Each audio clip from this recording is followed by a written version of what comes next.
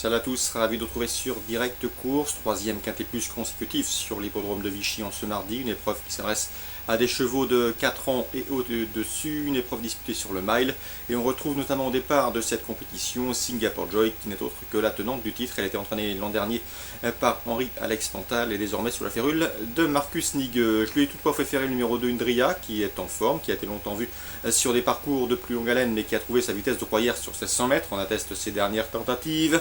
La pensionnaire de François Rowe me semble correctement située sur l'échelle de valeur, à mon avis. Elle ne devrait pas être loin de la vérité. Je lui pose le 4 Arizona Run, dont l'unique sortie dans les handicaps s'est soldée par une plaisante place de deuxième fin octobre à Marseille-Borelli. Ce cheval est toujours présenté à bon escient. Sachez également qu'il a l'avantage de bien connaître les lieux. À mon avis, c'est également postulant sérieux pour le succès. Le 5, Orifé, un cheval courageux qui n'a jamais terminé plus loin que 4e lors de ses 11 dernières sorties publiques, preuve de son efficacité et de sa régularité. Il a un bon numéro dans les stalles, son entourage est confiant. Bref, il devrait rallier de nombreux suffrages et c'est logique. On retiendra également le 11, Singapore Joy, qui, comme je vous le disais, est la tenante du titre. Elle est désormais sur la férule de Marcus Nigueux. Elle a pour elle son aptitude de parcours, une forme également saisonnière. Bref, une confirmation est attendue. Elle revient sur le mile et à Vichy avec des prétentions. Ensuite, attention au numéro 16, Après l'amour, qui me semble en mesure de venir corser les rapports de cette épreuve. Sa récente fin de course dans un quintet disputé à Saint-Cloud a donné satisfaction à son entourage et aux observateurs. Si son jockey parvient à masquer sa pointe de vitesse finale, elle devrait une nouvelle fois être dans le coup. Le 14, Toscati Blue, si l'on accepte son échec du 11 mars à Compiègne, où ce jour-là il évoluait sur un terrain lourd et non conforme à ses aptitudes, il n'a jamais déçu cette année. Malgré une absence de plus de 2 mois et un mauvais numéro dans les stalles, il ne saurait être sous-estimé.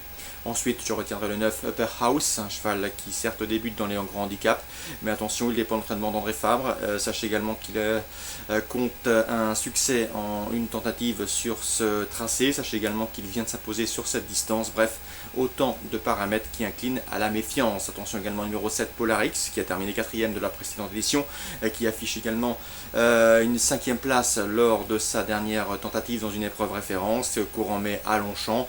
Bref, un cheval courageux qui retrouve ici le handicap avec la ferme intention de bien faire et pourquoi pas se placer. Un résumé chiffré: 2, 4, 5, 11, 16, 14, 9 et 7, toujours à Vichy en réunion 1. Dans la troisième, je vous conseille Biscaya Bay, c'est le 304. Andrea Fabre lui a trouvé un engagement sur mesure dans cette épreuve. Elle sera confiée à Amélie Foulon. L'engagement est idéal à mon avis. Biscaya Bay peut signer sa première victoire de l'année. Je lui poserai le 306.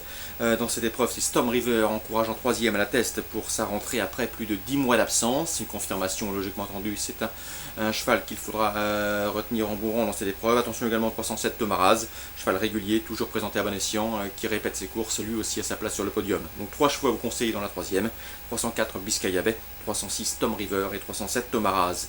À Pornichet en réunion 2, je sais que Michael Berroy est confiant que le 410 Molfegno. Le cheval est beaucoup plus discipliné désormais sous la selle, un cheval qui est en retard de gain en dire de son mentor. Ici, il trouve l'occasion de jouer un premier rôle comme il l'a fait dernièrement à Anguin, le 410 Molfegno. On lui opposera le 411 Soleil d'Argent, lui aussi régulier et confirmé sous la selle, qui reste sur de bons résultats dans la discipline et qui vient de devancer notre préféré à Anguin dernièrement en début de mois. Concernant le 409 Quickly Time, attention, c'est un redoutable finisseur, il a des références sur ce genre d'anneau.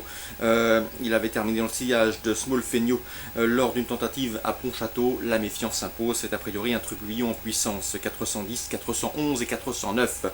Concernant la 8e, attention au 816 Kautar, il vaut mieux que ne l'indiquent ses derniers échecs. Il est confirmé dans cette catégorie, celle de driver amateur. Un bon pilote au sulky, un cheval bien engagé, l'entraînement d'Yves-Marie Dezonnette, toujours efficace à ce niveau de compétition. Donc attention au 816 Kautar, il rend 25 mètres mais il se fait démarrer vite, donc il convient de lui accorder crédit. Course ciblée à Pornichet, réunion 2, la 4e et la 8e. Bon jeu à tous, bon début de semaine et à demain.